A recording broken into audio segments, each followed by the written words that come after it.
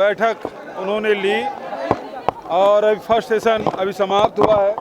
Block अध्यक्षों की बैठक अभी लंच ब्रेक के बाद होगा और बहुत सारे फैसले लिए जिसमें हाथ से हाथ जोड़ो अभियान जो 26 जनवरी से शुरू होने वाला है उसके बारे में उन्होंने निर्देश किया है। साथ ही जो आरक्षण का मामला है, जिस प्रकार से राज्यपाल जी लगातार टालने का बहाना ढूंढ रही है, पहली बात तो ये है कि विधानसभा के जो अधिकार है, विधानसभा में सर्वसम्मति से जो आरक्षण की बिल पारित हुआ है, एक जो विधिक सलाहकार है वो विधानसभा से बड़ा हो गया है। विधिक सलाहकार राज्यपाल का है, वो विधानसभा से बड़ा हो गया है। तो किस प्रकार से वैधानिक संस्थाओं को कमजोर करने या नीचा दिखाने की कोशिश की जा रही है, ये जीता जागता उदाहरण है।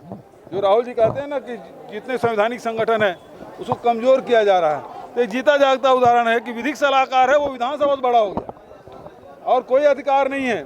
सारे अधिकारी मेरे इस बात पे विरोध में थे कि राज्यपाल ने जो 10 सवाल भेजे हैं उसका जवाब देना है, क्योंकि संविधान में ऐसी कोई व्यवस्था है ही नहीं। फिर भी मैंने राज्यपाल की जीत को ध्यान में रखते हुए छत्तीसगढ़ के 3.25 करोड़ जनता जो आरक्षण में, चाहे EWS हो, पिछड़े वर्ग हो, अनुसूचित जाति हो, जनजाति, सबके लिए तो वो लागू हो जाए और कम से कम इसका जो ईगो है वो सेटिस्फाई हो जाए, इसलिए मैंने जवाब दिया। लेकिन अब फिर से वो बहाना ढूंढे, परीक्षण कराऊंगी, मतलब विधानसभा से बड़े होगी वो विधिक सलाहकार। हम तो विधिक सलाहकार को पकड़ लेते, फिर वो कौन है भाई, वही खोजना पड़ेगा। वो विधिक सलाहकार कौन है जो विधानसभा से बड़ा हो गया?